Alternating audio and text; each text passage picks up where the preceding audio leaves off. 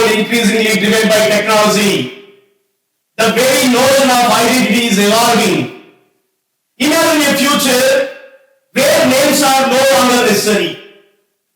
With advancements in biometric systems, individuals can be identified instantly through iris scans, fingerprint recognition, or other digital markers.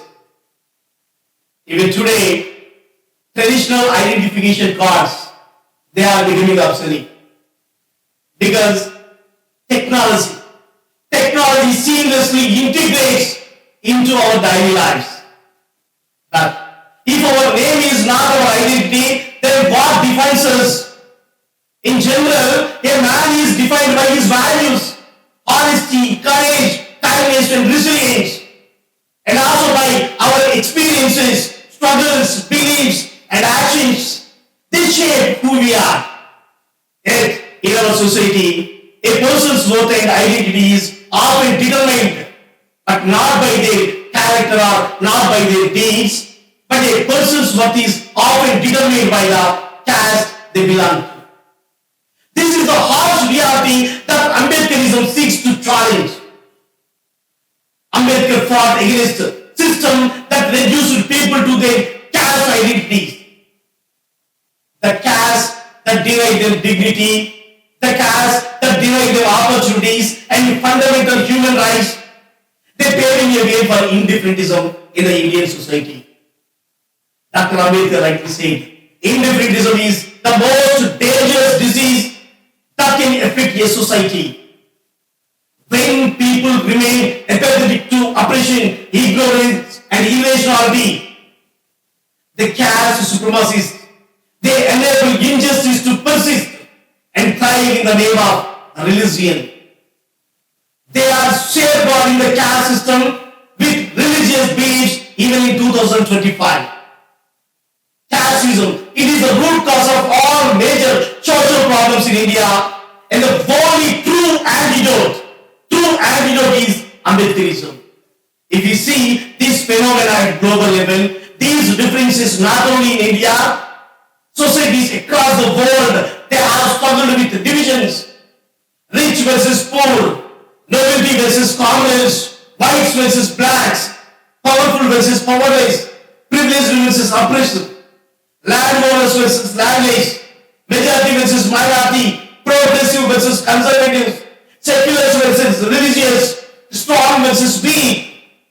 But over time, the fundamental principle that all human beings are equal, it has gained acceptance, at least in the eyes of law and in the eyes of morality. Unfortunately, in India, we still remain shackled by deeply ingrained caste hierarchies, caste identities. These identities are reinforced by religious dogma, which continue to obstruct true social progress. The caste system, much like the technological future we imagine, the caste system, it assigns value to individuals based on external factors rather than their intrinsic worth. In a society where caste is imposed markers of identity, much like a name, individuals are denied the rights to define themselves. So there comes Ambedkarism, which is about reclaiming the rights, the right to be known for one's abilities, one's intellect, and one's contributions, rather than an imposed labels or imposed identities. This theme is explored in the movie In Time, a Hollywood movie of 2011. It talks about life expectancies displayed on people's arms and used as currency. In this world, the rich have unlimited time ensuring their dominance, while the poor struggle, forced to sell or trade their lifespan to survive in that movie. This system, much like the caste system, it dictates an individual's fate at birth, ensuring that power remains constrained in the hands of a few people. Just as Ambedkarism fights against the idea that a person's worth is preordained by caste, in the movie In Time, it challenges the notion that one's own value, it should be determined by inherited privilege. The movie underscores the struggles against a system that forces people into a predefined destiny, much like how caste discrimination, it denies individuals the right to rise above their assigned societal status. Furthermore, in the movie, in time, it portrays how an unjust systems they ensures that those born into privilege they continue to thrive while the underprivileged they remain trapped in an endless cycle of oppression. The rich in the movie they control the time, just as the upper caste they have historically controlled resources, historically controlled education, historically controlled opportunities, ensuring that social mobility it remains nearly impossible for marginalized communities. Ambedkarism it fights against this reductionist perspective. Reductionism it refers to oversimplifying a problem by ignoring its deeper interconnected aspects. In the context of caste, some argue that casteism is merely a cultural tradition, a legacy of our heritage, or an integral part of our history. They simply ignore its deep-rooted structural, economic and psychological impact on society. Ambedkarism opposes this kind of limited thinking by advocating for a comprehensive approach. This approach includes legal reforms, social awareness, education, and economic empowerment to achieve true equality. Ambedkarism advocates for a world. It advocates for a world where individuals are not bound by societal identities, but they must be recognized for their efforts and potential. If names were to disappear and only biometric identification remain, can we be truly free? Or could we simply shift from one form of identity to another form of labeling? The fight against caste-based discrimination, it is not just about erasing labels or erasing identities. It is about ensuring that people are not reduced to any external markers, be it a caste, be it a class, or be it a technological identification. It urges us to challenge any system that denies individuals the right to define themselves. Dr. B.R. Ambedkar once described Indian society as a multi-story tower with no staircases and no entrance. Everybody dies in the story in which they are born. This powerful analogy, it exposes the harsh reality of the caste system. An invisible prison that locks people into the circumstance of their birth, denying them the chance to rise, to dream, to aspire.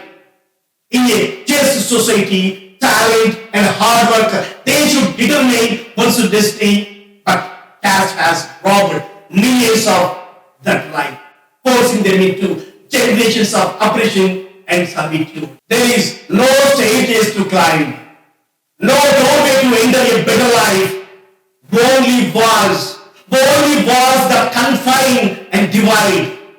The question is, will we continue to live in this tower of inequality, or will we tear it down and build a society where everyone has the freedom to climb as high as their dreams take them? Just as in the movie In Time, where the poor are unable to escape their fate due to the control of time by the elite, the caste ensures that the lower strata remain perpetually subjugated.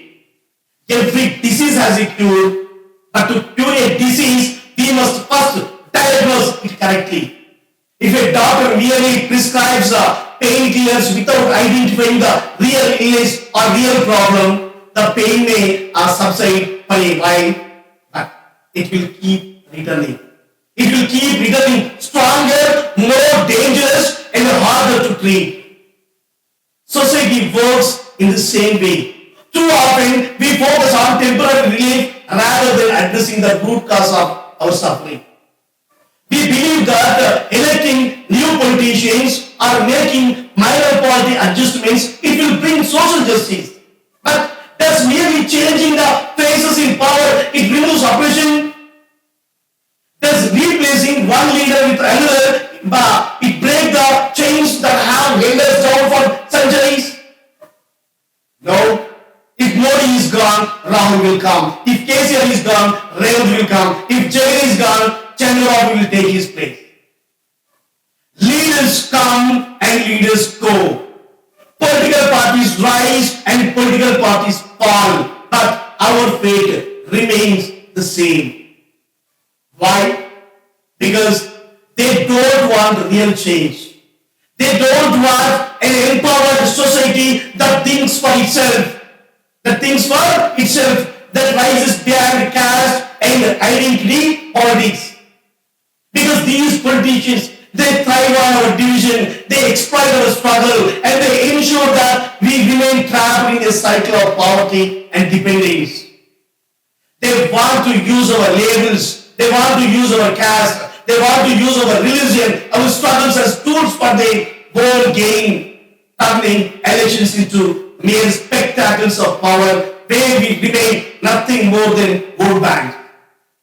They keep us distracted with promises, with token gestures, with slogans of development, while the real power, the real wealth, and the real opportunities, they stay in the hands of a few. But here is the truth. No leader will give us our dignity. No party will grant us equality. We must seize it ourselves. Ambedkar showed us the way, not through blind faith in political parties, but through power politics, education, self-respect, and unity. The real revolution will not come from changing governments. It will come when we break the mental chains they have placed on us. It will come when we refuse to be divided, when we demand real structural change, when we realize that we are not powerless, we are the force that can shape our destiny.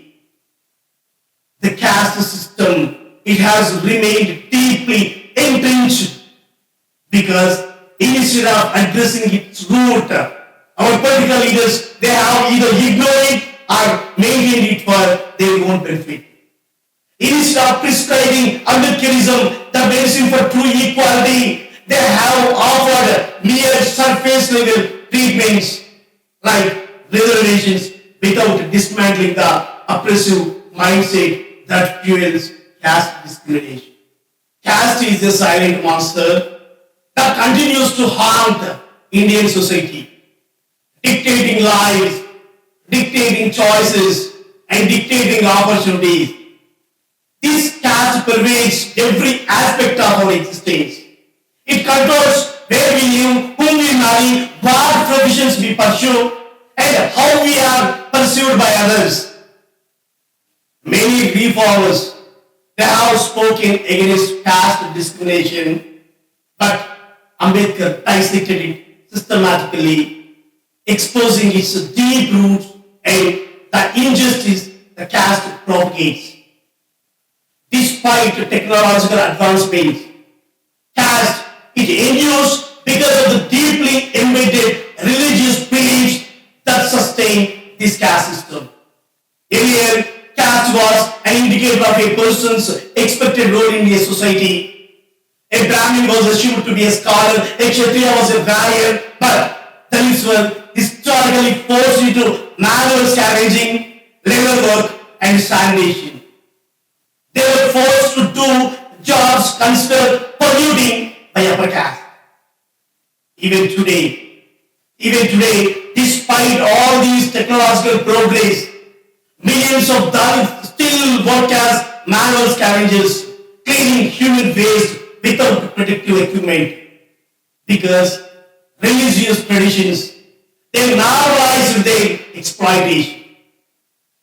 popular spiritual figures, they often defend the caste system.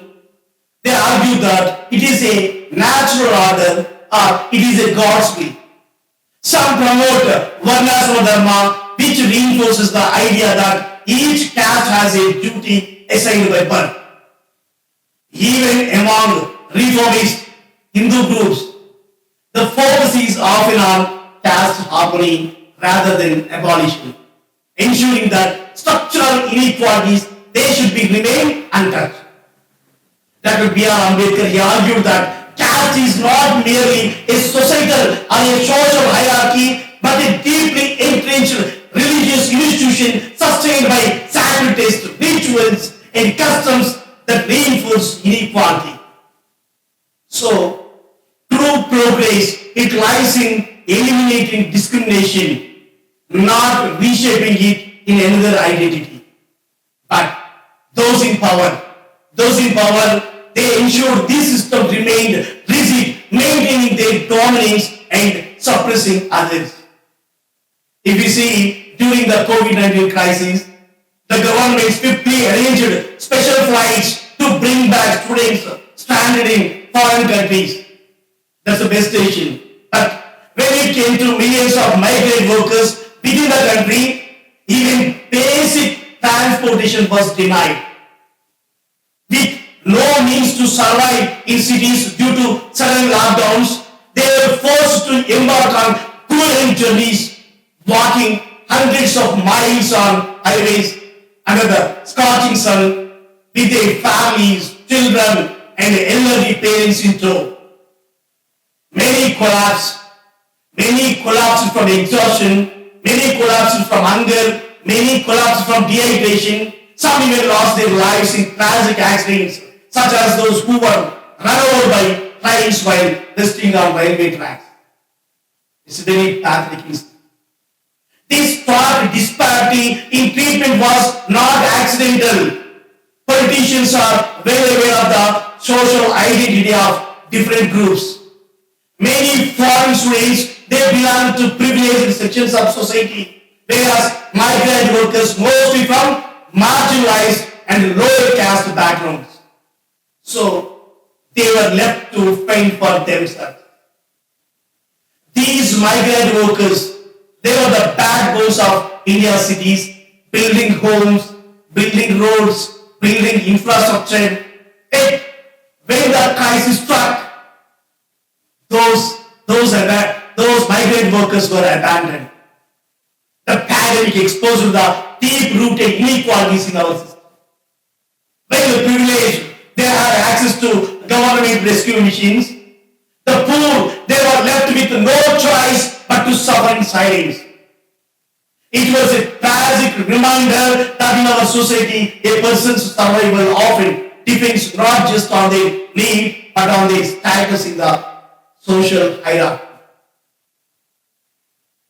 Even after knowing all the facts, all the data, all the statistics, etc., the caste system promotes inequality and discrimination. After knowing all this data, why will we continue to follow the caste system? The answer lies in human psychology, in the power of imitation. We as human beings, we are creatures of habit. From childhood onwards, we learn by copying the actions and belief of those who are around us. This imitation extends to all areas of life. Our language, our customs, our traditions, and even the way we see ourselves and others in society. The caste system is a perfect example of this. It continues not because every individual consciously believes in the caste system, but because it has been passed down for generations. It has been passed down for generations, ingrained in our thoughts, ingrained in our behaviors and social structures. So, Baba Sahib Ambedkar explained how caste is not just a system of social hierarchy, but a psychological condition. He argued that caste operates through the infection of imitation. It spreads like a habit. One group enforces it, another group follows it. And over time, it becomes an unfortunate reality. A child born into a particular caste is not given a choice. From the moment of birth, their identity is shaped by caste, determining their education, their career, marriage prospects, and even how others treat them. But here is the most dangerous aspect. Caste is not just an external social problem. It is a deeply embedded mental construct. It controls how we think about ourselves and others. If we see an example in Tamil Nadu, a Dalit student's hands were hacked simply for riding a bullet motorcycle because some believed that his caste did not deserve such dignity. In Gujarat, a Dalit groom, he was beaten for daring to ride a horse at his own wedding because tradition, it dictated that someone of his birth had no right to such a privilege. It creates feelings of superiority in some and inferiority in others. Ambedkar called caste a mental disease because it conditions us to accept inequality as normal. So, first we must recognize that caste is not just about tradition, it is about power. Breaking caste-based oppression requires not just legal measures, but psychological transformation. It requires solidarity across caste lines. Those who suffer from discrimination, they must assert their rights, and those who benefit from caste privilege, they must actively work to dismantle it. And second, we need a strategic social intervention campaigns that spread awareness, policies that ensures equal opportunities, and we need a leadership that challenges caste-based bias. We must break the caste war in the mind by fostering a society where human dignity is valued over birth-based identity. Let us go back to history. In ancient India, rulers built armies, but they restricted military power to a small group, the Kshatriyas. They claimed that only one caste had the right to bear arms, while the rest of the society, especially the Dalits, were denied the right to self-defense.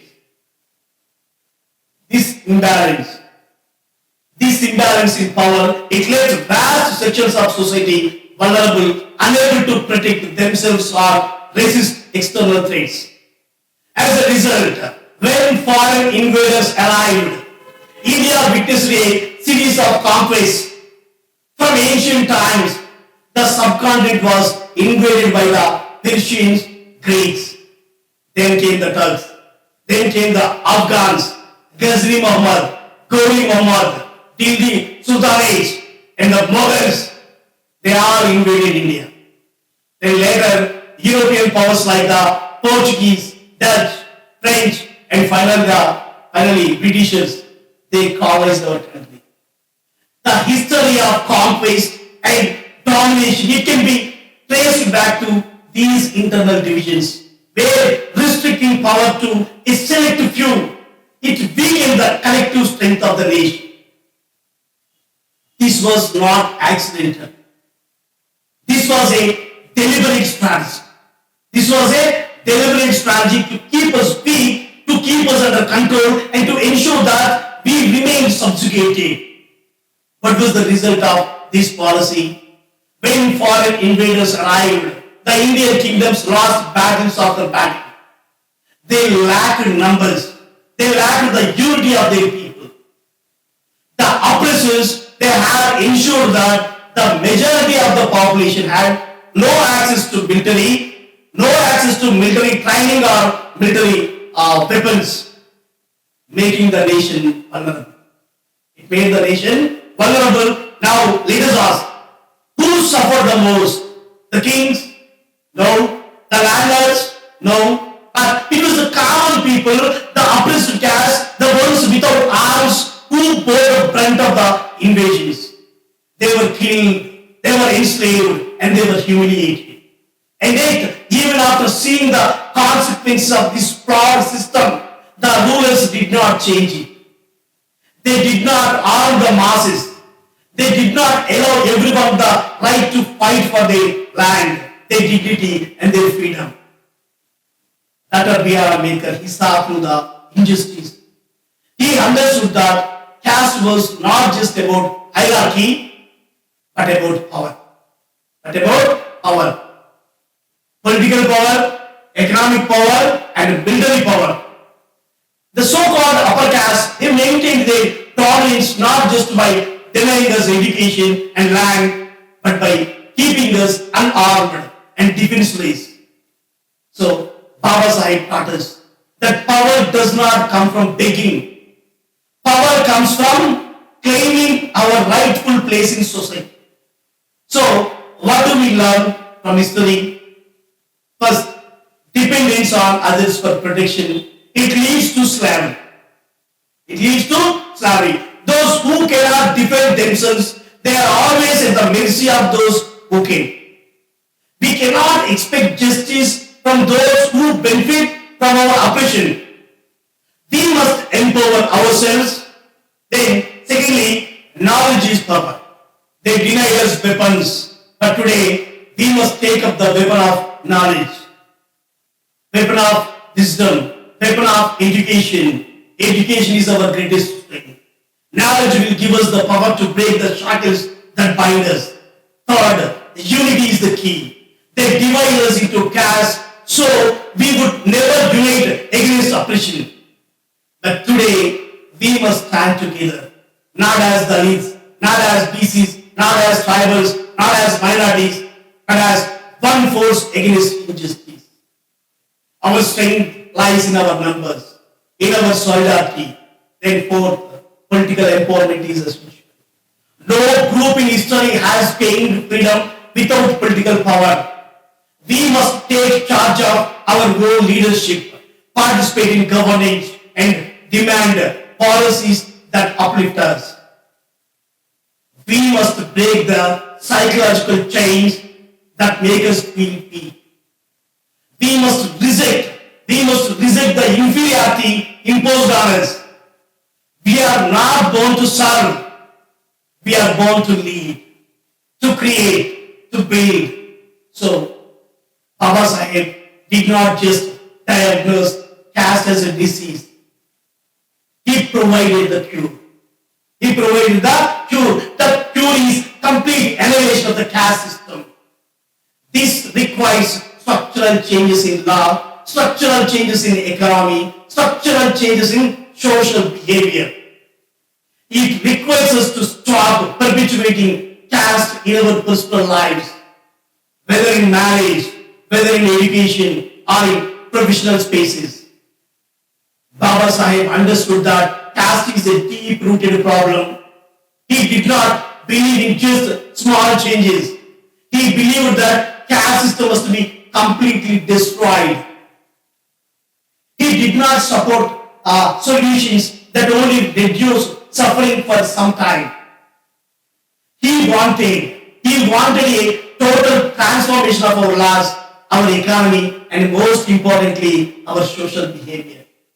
For a long time, we have depended on reservations, welfare programs, and economic policies to help those affected by caste discrimination.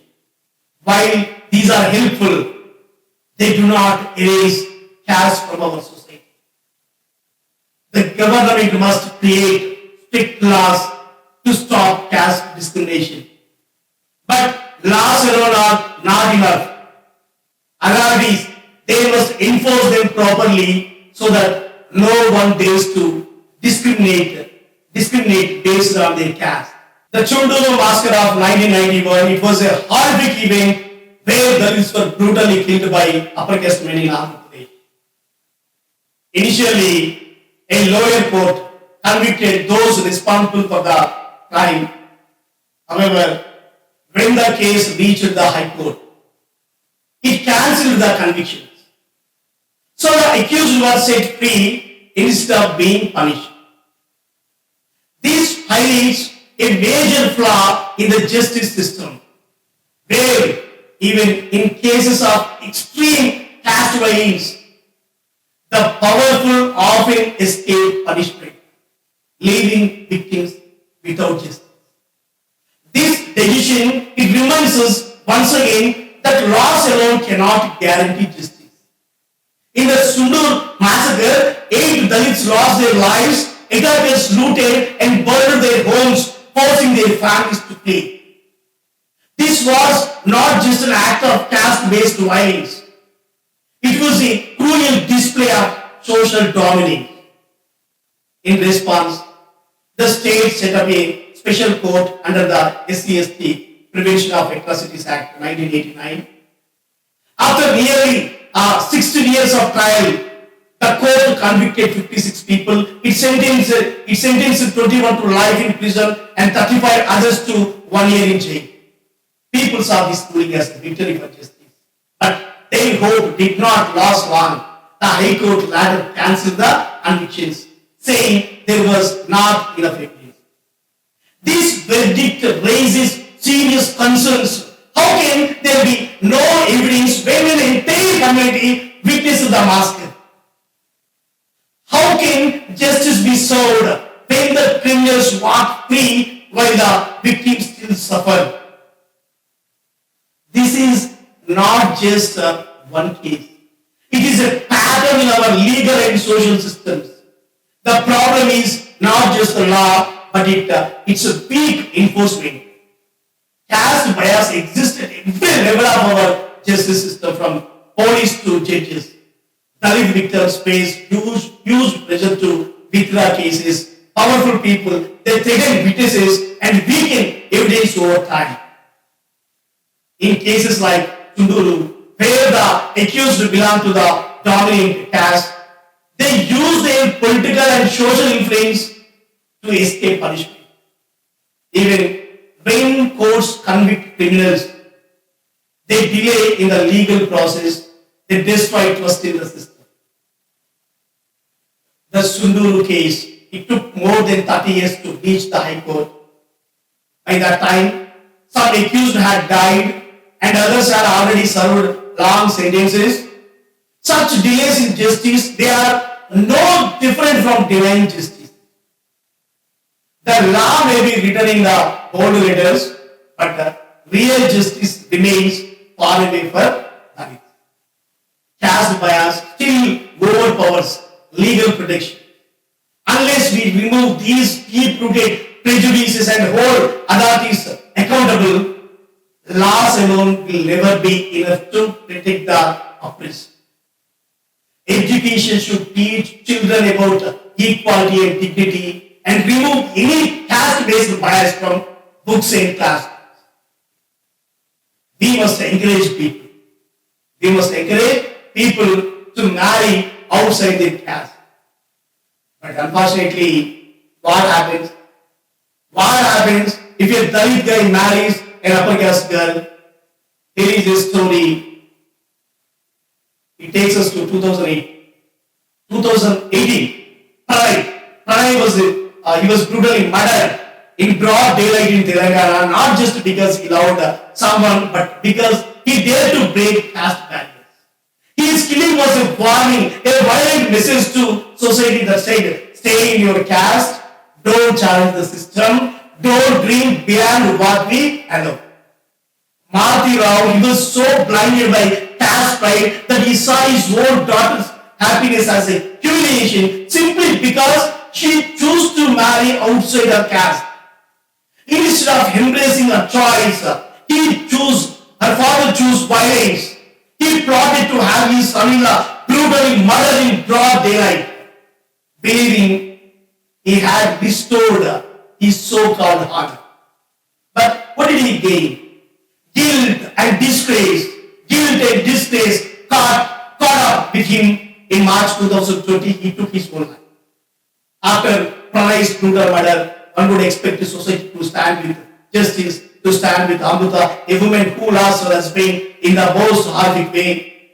But our society is completely opposite. It's very sad, pathetically. But instead, many from the dominant caste, they stood with the killer RajaRao. They saw him not as a murderer, but as a father who who was protecting his honor. Shockingly, sections of his caste people, they organized rallies, openly supported him, justifying the killing as an act of father's love.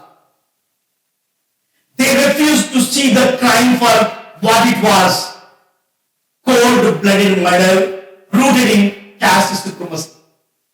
No rally, no justification, no tradition can erase the truth. Pranay was a victim of a system that refuses to change. Ambedkar said the caste system it remains strong because people marry within their caste.